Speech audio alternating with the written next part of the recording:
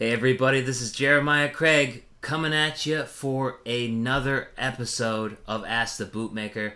I'm really pumped for this episode. We have Matt from MD Custom Boots on the stream today, and I am so excited. Got MD Custom Boots here. Let's bring them in. Matt is in the house. Hey Matt, how's it going? I'm doing well. How are you doing, sir? I'm doing spectacular. It's great to have you here. Thank you for spending the time with me. It might be hard to see me because of the light. Let's do a little changing. Ooh, yeah, that's some good lighting right there. Way to go. Now we got the professional setup. Well, we got to do a little moving on the fly here. We're no professional cameras, that's for sure. I thoroughly believe I'm kind of a technically challenged. You know, I want analog things in a digital world. It's kind of different. I don't know. You're working with the Bluetooth just like I am. Isn't that what you have in your ear there? Yeah. Well, you got to get a little bit technical, but right. I don't want to sit at a computer all day long. That's for sure. I hear that. If this is the best, if this is the most technical savvy tool I had in my shop, I'd be so happy. Now, you're in the shop with the door open right now, and it's got to be hot right now down there, right? I mean, the air conditioner is blowing. Yeah, it's coming. I mean, I only opened the door because I needed to be able to hear and use the phone better. I hear you. Yeah, it's warm. It's probably somewhere about 95 or so, maybe a little hot, maybe a little warmer than that. Oh man, these are cool days, man. A month and a half ago, we were at 116, and I was blowing breakers all the time. That's right. So, the boys of fall are starting to play ball, and that's always a bonus, and that means that cool weather's coming. So, yay! Right. So you're in. Can you tell me a little bit about where you're working right now and why it gets so hot there? I am in Carlsbad, New Mexico. I'm opening a shop in Henrietta, Texas, in the very, very near future. So we're going home to where cowboy boots are supposed to be made. It's just on the other side of that line. It's right over there. That's awesome. Congrats. But I'm in Carlsbad, New Mexico right now, and my boot shop is in a trailer. We'll show it to you here in just a second. It's a extensively huge place. It's 178 square feet of, if you can't make a boot in this room, you can't make a cowboy boot. So it's tiny. We have a 2-person rule in my shop, and it's me and one other person, possibly, and I prefer that it be less than that. But there's a big shop right around, like, can you see that right there? Yeah. That's my buddy's big shop, and we can go in there if I have more people or whatever. Gotcha. But this is my own personal shop. Everything back here is mine and my tools. So That's amazing. I love that you have such a simple setup in that little spot. I want to get right down into the questions here. I don't want to take up too much of your time. And I'm curious about like your long journey to where you are right now. And I don't want to like say, okay, where did you start from? Like, let's give me the whole rundown. I want like, what are the 3 highlights of how you got where you are now as a bootmaker? well, let's start at 17 years old. I begged Billy Phillips to teach me, and he told me no. And I made it to 35 before I actually made it in a boot shop. So that encompassed in that was big for me. Billy Phillips is my buddy, and when he got cancer, I went to work at his boot shop, but he wouldn't teach me how to build boots. And he went to MD Anderson to get fixed, and I went and talked to the girls, and I said, hey, I want to go learn how to build boots. And I went to Henrietta and saw and met with a gentleman that graduated high school with my mother that has built boots for 27 years now. And I called him and went and hung out with him for 2 months. So I want to encompass all that into one good point. Mr. Billy Phillips, he told me I shouldn't do this, but I'm crazy enough to want to still do it. And so my bootmaking career didn't really start until 35. So that's one point. And then when I went to work for Lee, and I don't run from this or anything else. The Lee only Miller reason that I is went what to you're saying. work for, yeah, the only reason that I ever went to work for Lee Miller was I called him from rehab. I'm a drunk. I used to drink alcoholic beverages on an amazing amount, and I'm not afraid if I tell anybody about how I got to where I got. I don't drink a drop anymore, thank the good Lord above. But I called Lee Miller from rehab and asked for an apprenticeship, and he granted me that, and I was able to go down there and work with him for 3 months, and Wow. that is one of the big points in my journey. And then the point after that is a moving point, but it was a point for sure. As I sit exactly where I sit right now, like within 4 or 5 inches either way, I figured out how I make a boot. It's not Mike Spike's way. It's not Lee Miller's way. It's kind of not Lee Miller's way. Let's go that way. There's a lot of influence. Let's put it that way. There's a lot of influence on how he does things and how I've done things as well.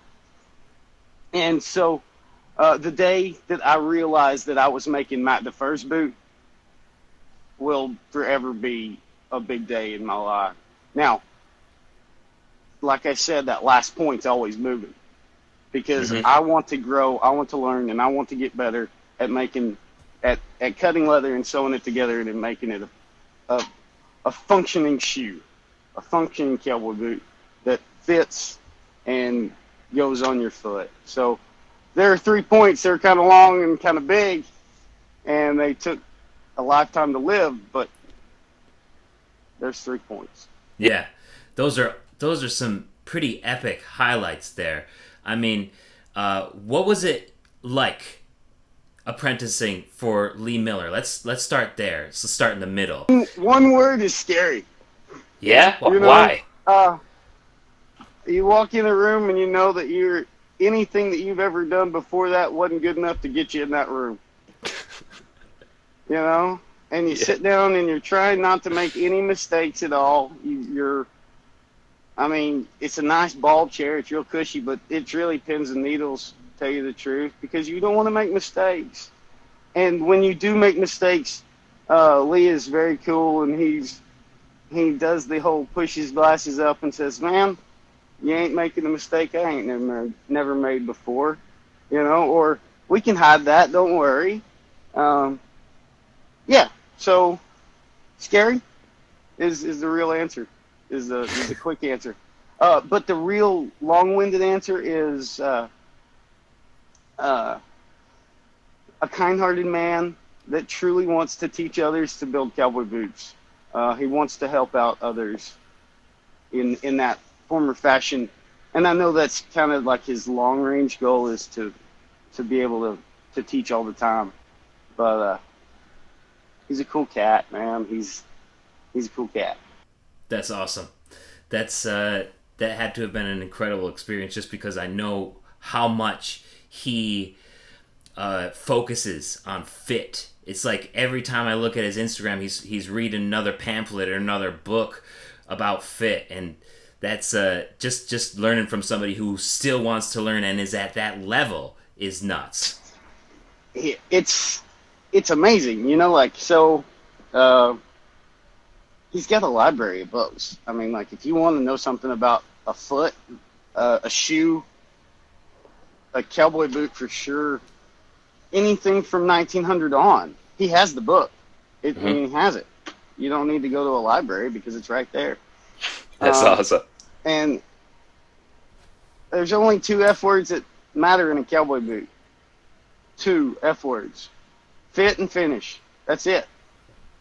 If they don't fit, they ain't worth crap. If they ain't finished, kind of not worth crap neither. I like that. Yeah. I actually thought about naming my boot shop Double F Boots because of that. Was it already taken, though? I don't know. No idea on that one. You just like the MD custom boots better because it's your initials. It's just me, man. It's Yeah. just me.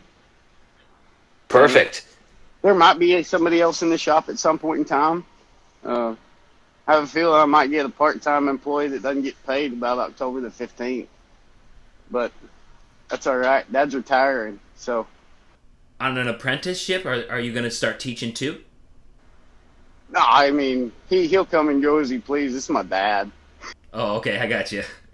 I mean, I just want him to not go to the house and do nothing. Come to the shop and do something, son. You know? He also, Love it.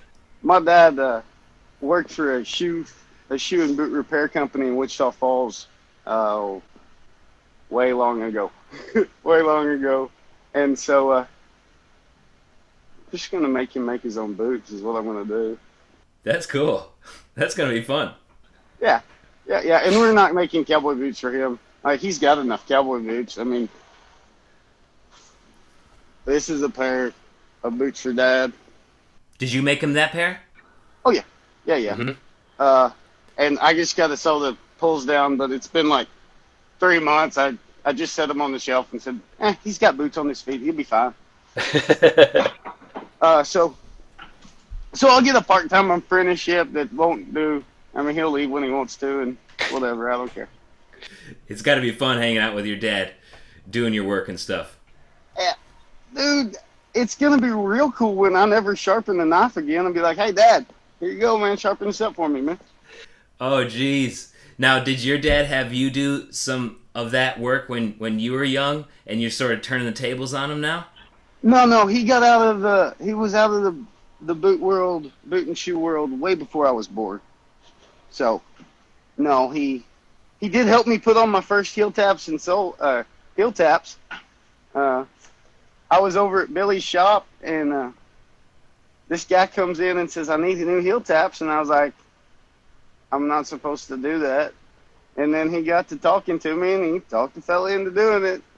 And those girls looked at me and they said, well, this guy walks out the front door and the girls go, well, Matt, how you going to fix this, bud?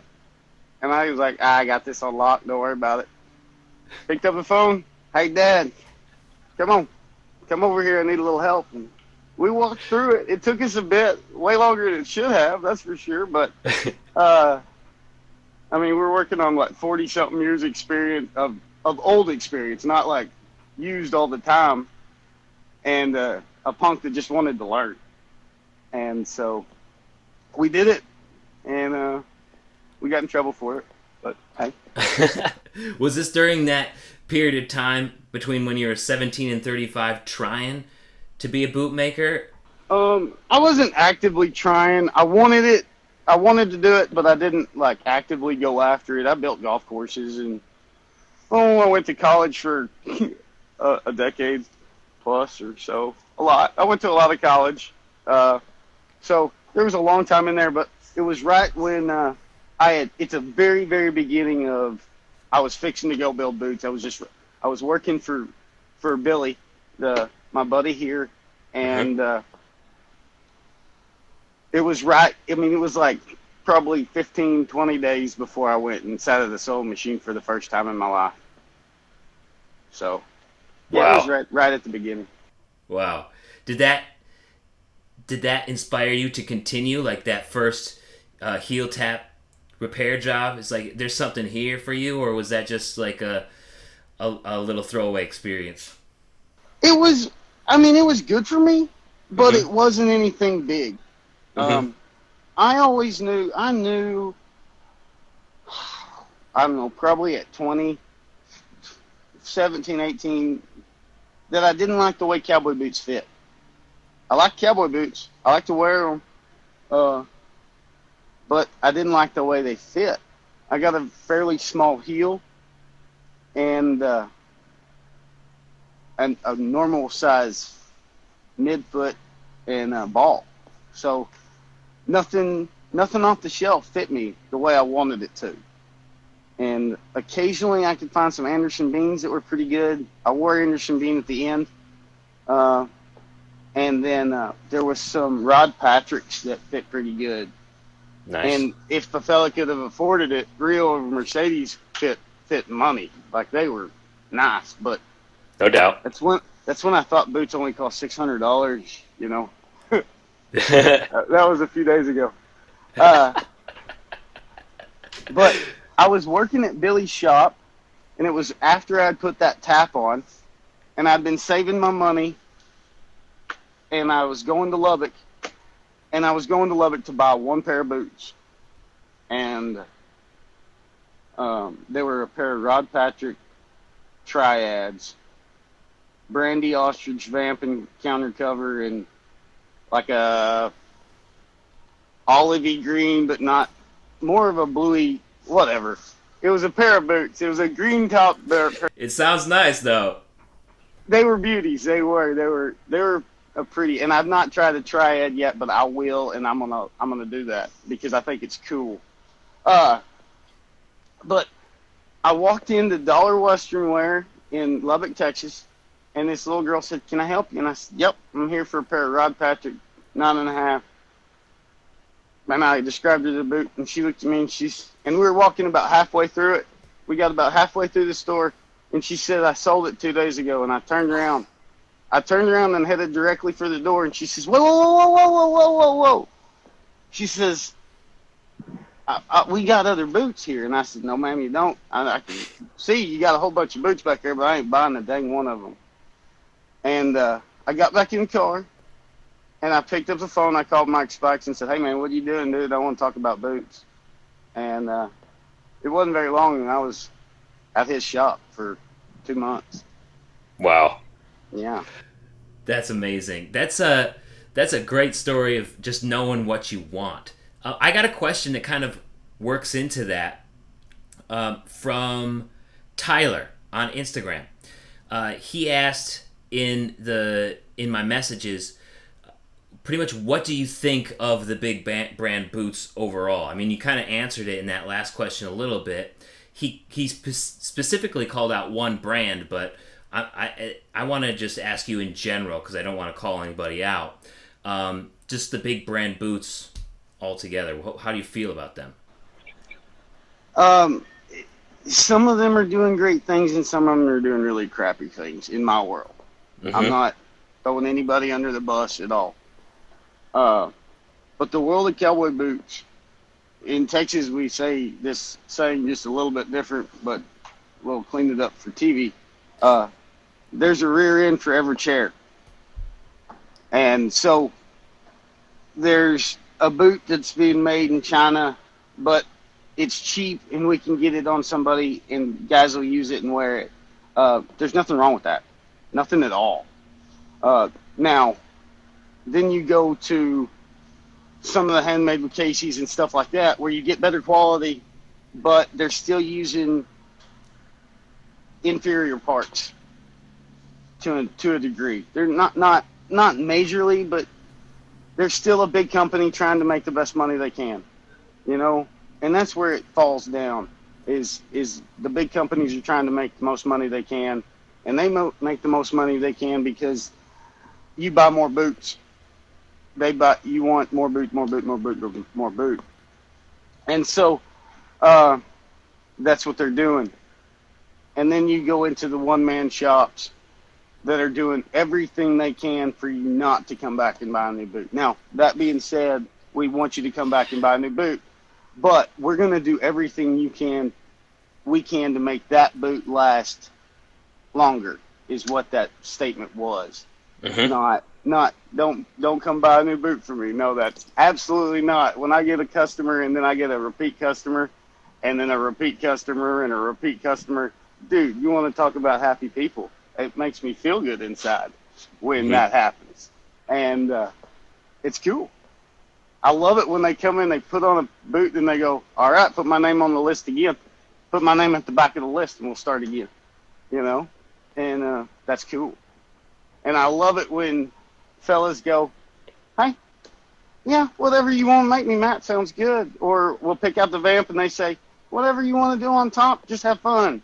Or those people are cool. I like them. And then we get others that are like, it's got to have purple, white, green, yellow, purple, And as you're like, wait, hold on a second, you're gonna have to write all that down, or I'm gonna mess it up.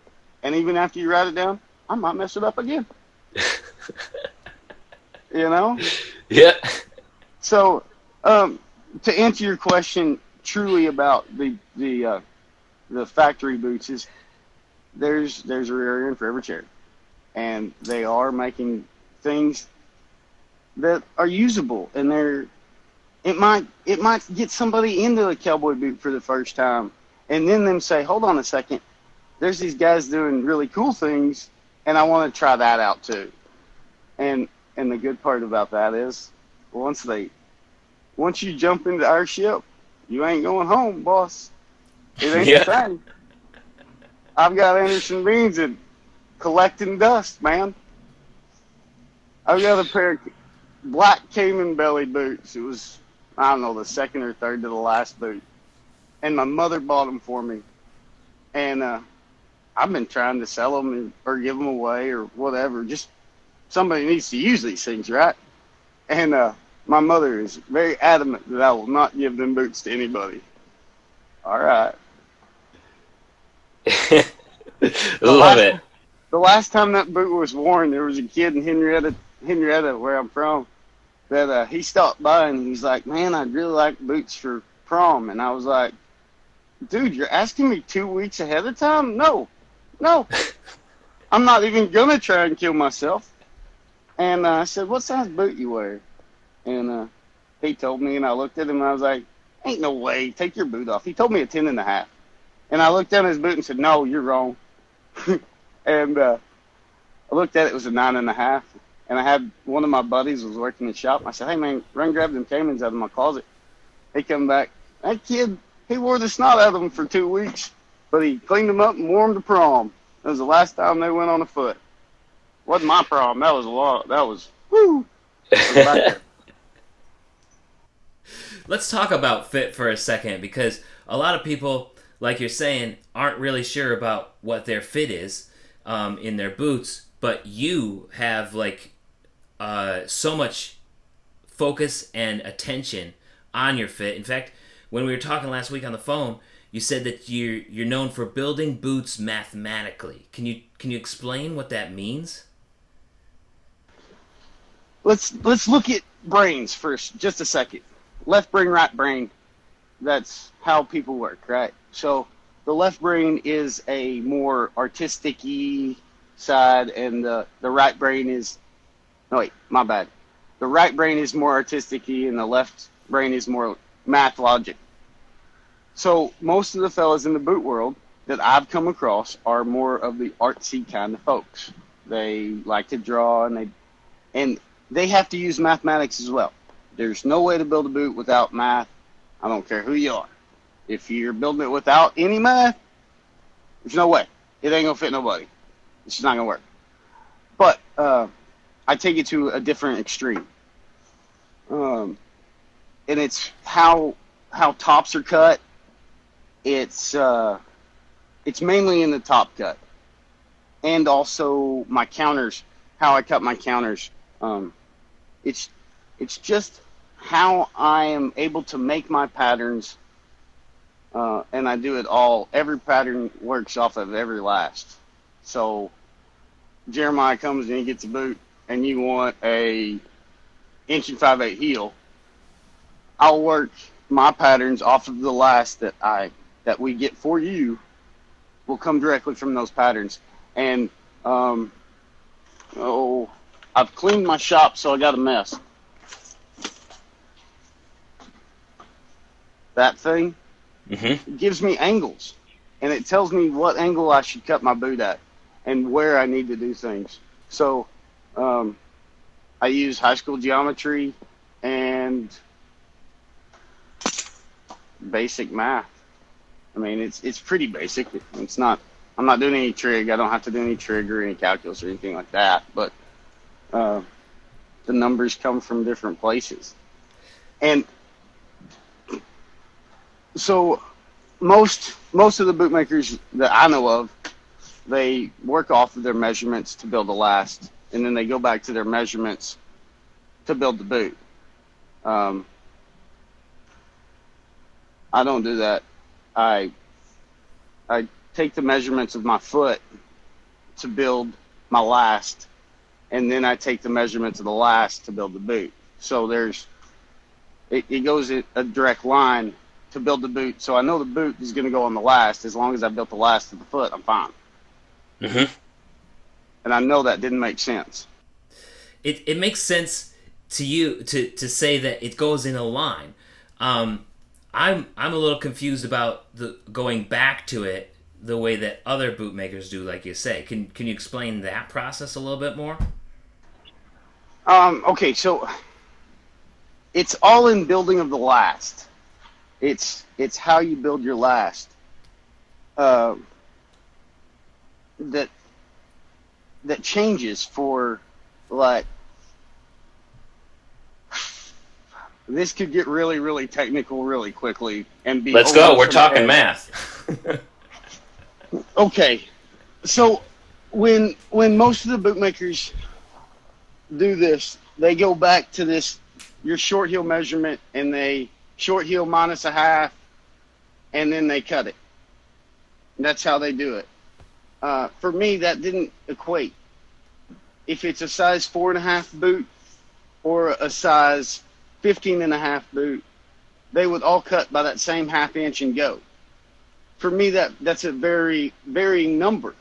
It's not the same half inch always. And so I didn't come up with another way, but I know a guy. I know a smarter guy than me that came up with a really cool way to make it work. And I have been blessed with that knowledge, and that's cool. Yeah. So I don't really, honestly, I don't know how to accurately answer the question proposed, Mm-hmm. and be on a place where somebody that doesn't know cowboy boots could halfway understand it. It's really, it's in how you cut the top.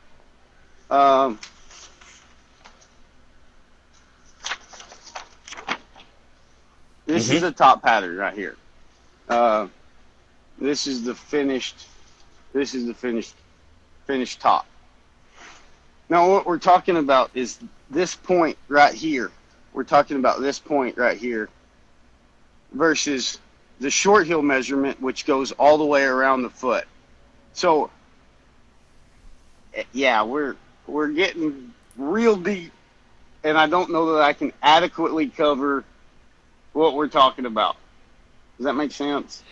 Yeah. Yeah.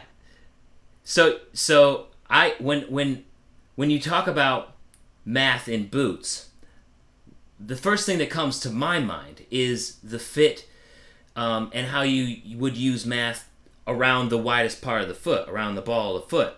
But I did not expect that most of the math would come from the top portion.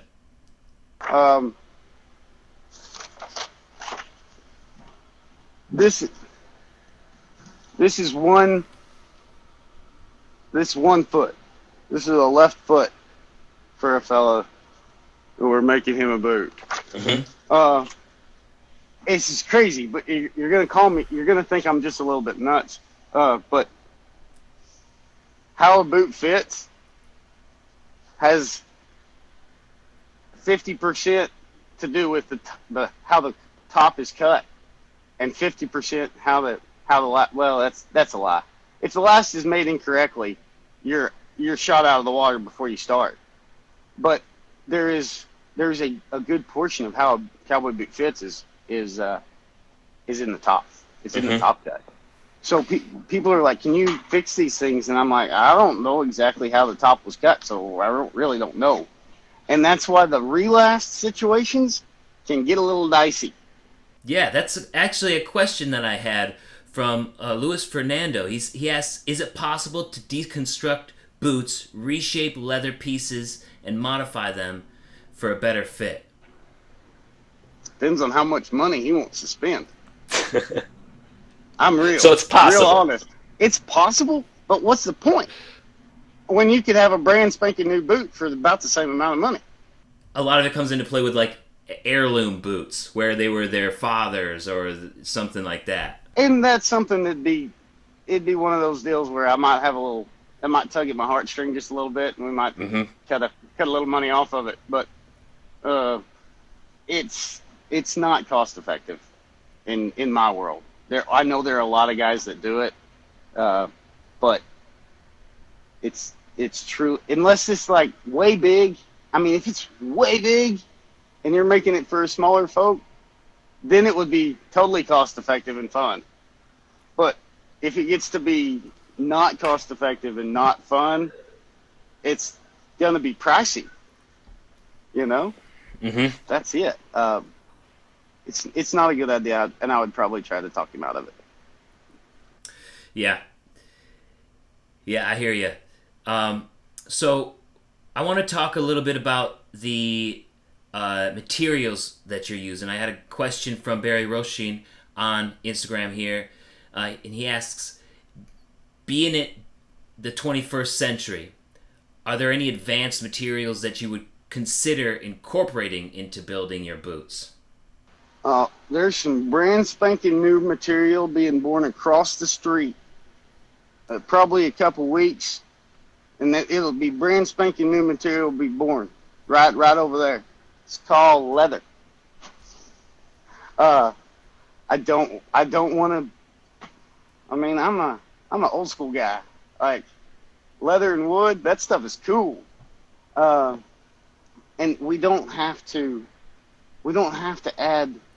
add cushy or whatever. We can make it out hard and make it comfortable. And then you got a real cowboy boot there's nothing in there that's going to break down. You start putting insoles and stuff like that, that's just the first stuff that's going to go. It's out of there. It's going to die. Well, that's not it. But my insoles are full 10 iron leather insoles, you know? No, and the answer is maybe I would if it was some kind of a top situation or somebody really wanted something and it was kind of neat or something, but I would. I mean, I would do it, but it's not something that I'm looking to do. It'd be one of those deals like a customer really wanted X, Y, or Z, and I said, yeah, I can make that work. Sure, let's try it out. But it's not something that I'm looking to do. Yeah, I hear you. I mean, leather has been used for centuries, if not like since humans have been around. So, I mean, it's proven. Why change it if it's not broken? Right. And I mean, and I'm all for like the newest leather out there. I mean, heck, I got on fish boots right now. I'm okay with that. Nice. What about the vegan, quote-unquote, leathers? I saw that they were making a leather out of a cactus recently. Have you tried any of that stuff?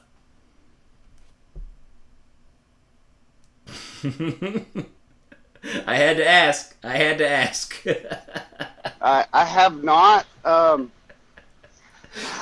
I don't know what I would have to feel some of it and play with some of it and see if it was even a reality of a boot. Like, I don't know. There's not a whole lot of vegans where I come from. There's not a lot of not a lot of vegans. I thought it was funny. We had somebody in town at home, not Carlsbad, but home. Mm-hmm. I was in the quilt shop. I like to talk to ladies about sewing and stuff. We have fun. And we had somebody come in and said, "Hey, y'all got more cows or people in town?" And I started laughing immediately. And Pam, the owner of the quilt shop, she started laughing too. And the little lady goes, "What's up?" And I looked at Pam and I said, "How many ranches you count?" She said, "Just 2." And I was like, "Yeah, we counted the same 2, and we're at like 15,000 people. There's only 10,000 people live in town." You know, in the whole county. Sorry. So we got to laughing. So we don't have a lot of vegan situations is what I'm getting at where I'm at. I hear you. We live and die by the cow, so we'll be eating some of it ourselves. Mm-hmm. True that. Going back to some of the building portions of the boot, maybe the math, depending on your answer. I had a question from Wilfred. here on Instagram, what is the most challenging aspect of creating a pair of cowboy boots? I got a funny answer and I got a not funny answer, and the funny answer is the customers, really, and it's because I have a hard time fitting their head. You know, they have what they want a cowboy boot to be like in their head, and I have to try and recreate that. Now, if it was just about fitting feet, it'd be pretty easy, but those feet are attached to heads, and heads think, and they have a tendency to believe what they think. So, jokingly, absolutely, customer's head is the hardest thing about building a cowboy boot. But the hardest thing for me to learn and grasp somewhat competently, I don't really feel like I'm actually competent with it right now, is that. What is that? It's a Landis sole. It's a Landis sole stitcher, and it's actually not a Landis. Well, the head, everything from here up is a Landis, but it's in an auto solar box. So it's kind of a hybrid machine, and it's for sewing soles on. So you don't have to do it by hand? I heard that's really difficult. Yeah, no sewing soles by hand. That would not be fun. That would not be my idea of a good time. Mm-hmm. I do have to sew some of them by hand, but sew my welts and inseaming the boot. I have to sew by hand, but I'd prefer to put a stitch on with a machine if I could. So you're moving to a new shop here. Can you tell me a little bit about where you're moving and what that looks like for you? It's awesome. I'm moving to a shop in Henrietta. Henrietta, Texas is the home of Olson Stelzer boots from way back when, like old school. I will be across the street and down the alley from the original Olson Stelzer boot factory, and that's cool. My house is there. And I get to be at home, which is really, really neat. The gentleman that I'm going to be moving in with, one of his name is Tom Cartledge, and he sells Olson Stelzer cowboy boots still today. Wow. He's not necessarily a traveling salesman, but he's a guy that measures feet, and then he takes their measurements, sends it to Olson Stelzer, and then they make the boot. And I don't know all about their process yet, but the other man is named Don Miller, and he's a cool cat, man.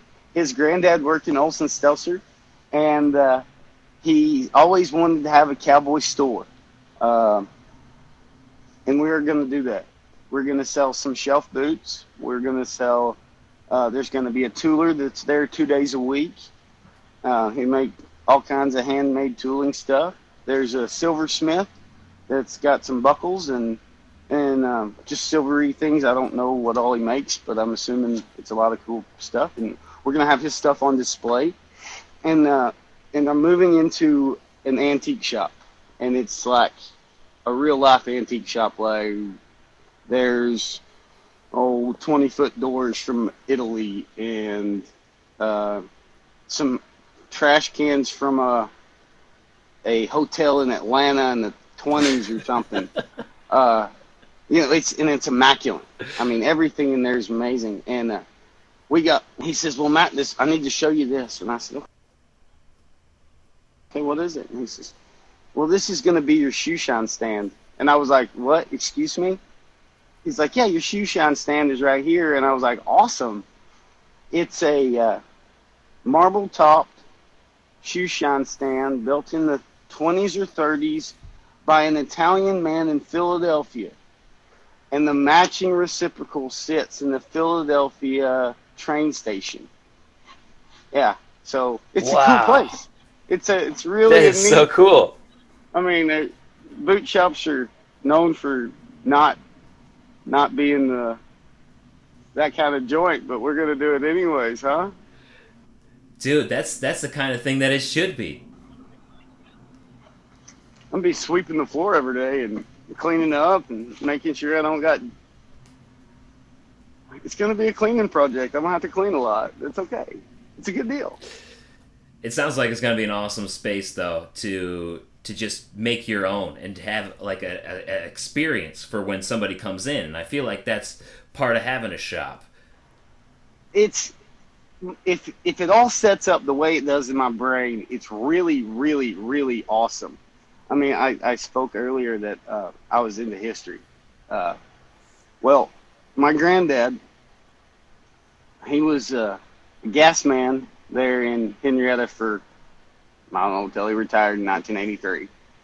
And I've been blessed with being able to find the counter of the gas company that my granddad stood behind.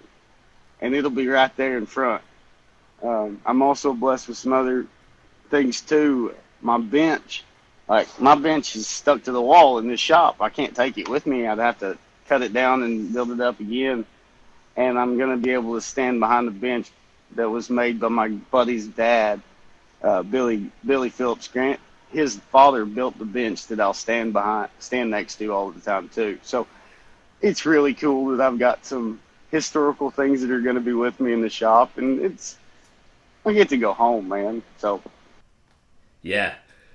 It sounds like your shop will be your home. That's awesome that you're able to have so much history there. It's pretty cool. Pretty cool. So how do people keep track of this process of you moving? You got a website, you posting a lot to Instagram, and how can people order boots from you? Just Instagram is really Instagram and Facebook. I do have a Facebook page, and I'm trying to be better about content. I'm not good at it. Like, I'm not good at keeping up with it is really what it is.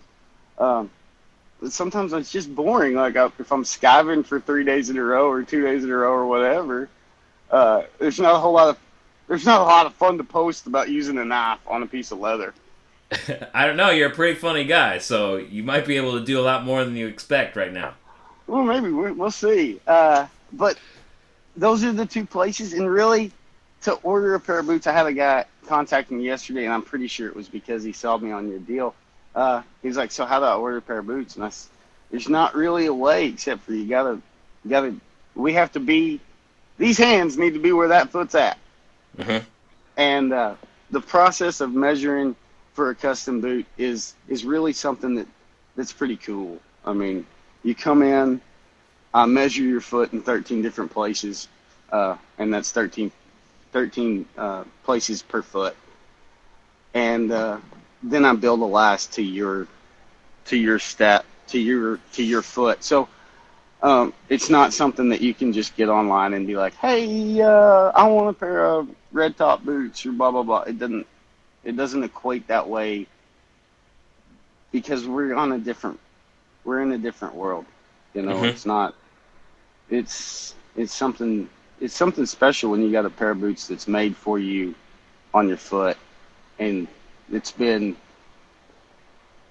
looked at to the degree that I do it. You know, I look at it I get fairly in depth when I'm making a last or something. So I wish that it was possible, but it's not really an option. So they got to hook up with you on Facebook or Instagram, and then visit your shop, which will be in Henrietta, Texas, here soon. Yes, sir. It'll be 108 West or South Main, I believe. I could be wrong on that one, but if you get to Henrietta and you can't find me, just ask somebody. They'll know exactly where it's at. There's only 3,000 people. That's what I'm talking about. Awesome, Matt. Thank you so much for spending this time with me today. This was just awesome. I loved getting into the math of the boots a little bit more, even though I'm not really a math guy and some of it flew over my head. But I'm respectful of the fact that you could do it. It's definitely a different process. Like, once we start talking like how I cut my counters with other bootmakers, they're like, "Wait, what did you say? You did what?" And they're like, that doesn't make any sense to me either. So I actually, when I figured out how to do it, I went home. My mom is math person, and I taught my mom how to do it, not because I needed her to know it, but when you can teach something, you know it. And so I taught my mom. So my mom could essentially walk out here and make a counter, and I don't know anybody else in the world that could do it the same way I do it. That's for sure. That's awesome.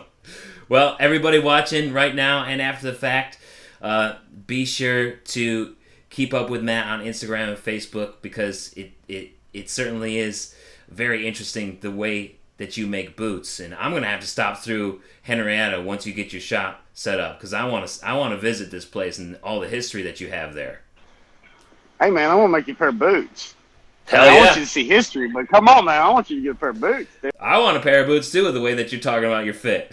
Hey man, the only thing I ask for my customers to know when they walk through the door, the rest of it you don't have to know nothing, but just figure out what toe shape you want and what heel height you want, and after that, it's easy money.